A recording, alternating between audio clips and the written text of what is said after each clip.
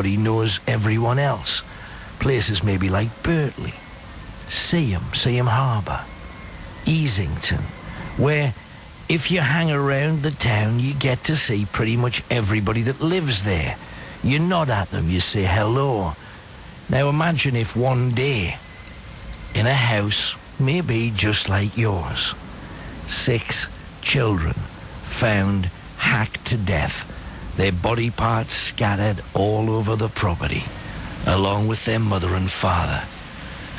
Well, I can't think of a much better place to go and look for the sign of spirit. But imagine being in that house and you capture on tape this. What time are we supposed to leave anyway? You didn't hear? What? Huh?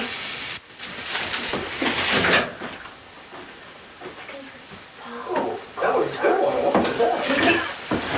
A good one. Misty. Hey, sweetie. Can you close the door? Eddie Duncan works on the roads, and one night when he was doing some overnight road works, so that everything's nice and perfect for you during rush hour the next day, he and some of the lads were convinced that they could hear horses' footsteps.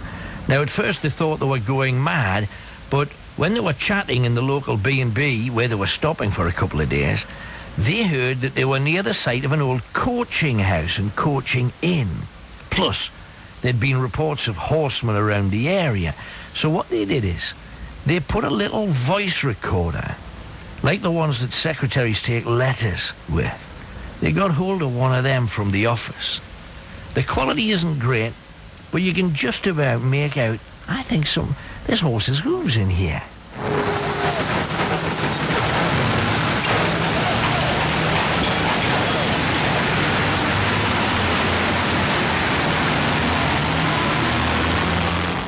Now, sometimes we manage to come across an EVP, electronic voice phenomenon, well known in all kinds of ghostly circles as a way of capturing spirit.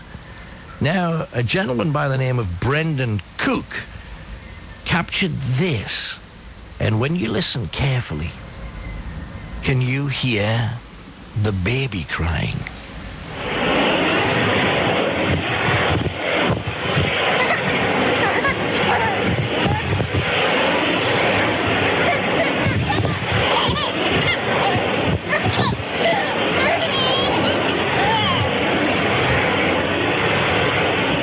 Now tonight, if you want to go the whole hog and see if you can capture voice phenomenon yourself, all you have to do is go to your radio and pull it to the white noise in between stations. Turn it up loud. You'll be surprised what you can catch. I remember only a couple of years ago when we decided we were going to do a bit of an experiment using an old-fashioned cassette recorder. I asked you lot just to put that recorder on with the volume up full on record while you went to bed at night. The following morning, we had literally hundreds of people that had captured voices, footsteps, things moving in your homes. Well, we've been sent some recordings made in a cemetery. Now, personally, I actually quite like cemeteries. I find them very calming places, and usually if there is any spirit moving around, it's not particularly aggressive. But there's nothing sadder than losing the life of a child. We've got 3 clips for you now that we want you to have a listen to. Here's the first one, recorded in a cemetery.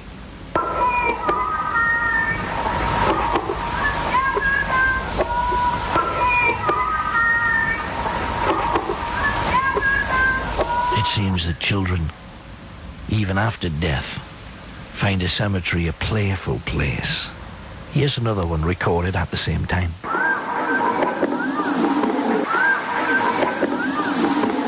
I do think it may well give some form of consolation to families to know that after death, children can still perhaps be children, even on the other side.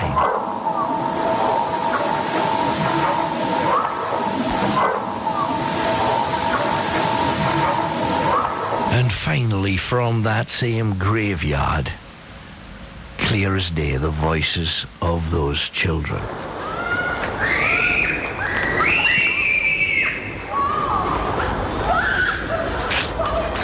There were various stories concerned there, many with the loss of children to serious epidemic in the early 1900s, where literally hundreds of children passed with things like diphtheria, pneumonia, and meningitis.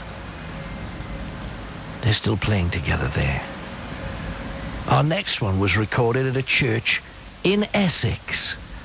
And again, a lot of people go visiting churches and you go around their headstones seeing where the oldest one is and finding out a little bit about the lives of the people that lived there.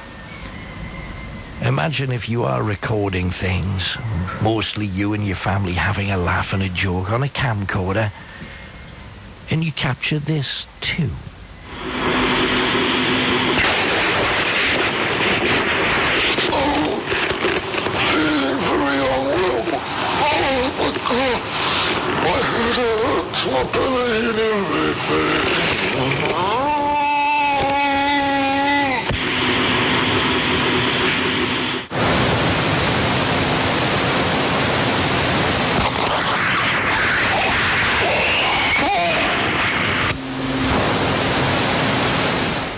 Now, I must admit, if on a happy day out of camcordering, in the middle of things happening when you're recording beautiful scenery and flowers in a beautifully decked out cemetery, that would be one of the last things that I would want to hear. Now, you have to remember there was no one else around.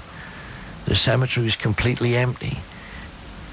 Now, that's almost something that you would expect from Scooby-Doo, and yet it cropped up completely at random in the middle of a happy day out for the family.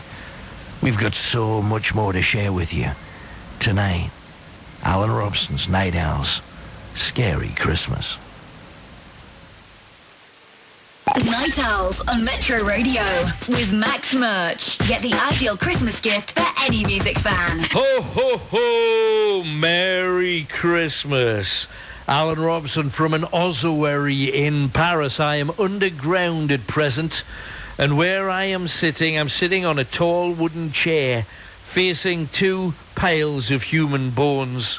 Skulls, there's a skeleton hanging on the wall on my right-hand side, and probably 300 to 400 skulls just in one pile alone, all staring at me with their socketless eyes. Now, every year somebody will get something for Christmas that they don't want. Maybe tonight, after we seek to see spirits or to get ghosts coming to us, maybe you will have something extra to share your Christmas day with. But it was a couple of weeks before Christmas. Most people were scuffling about trying to find presents that would suit the people that they try to avoid all year long. Then concentrate on those few you really love, but usually have everything they need. So you try to find those little extras in the hope it'll be enough. A semi-detached house on an estate of semi-detached houses. Nothing different. All just little boxes for people to live in. Jan, an office worker for the local authority. Her boyfriend Kev was an assistant manager in a clothes shop in the Metro Centre. And the house was theirs, together for 3 years, and things were going well. Until the bereavement of an uncle who lived in Throckley. His house needed clearing out. And Kev was volunteered by Jan's mum, who needed help to wrap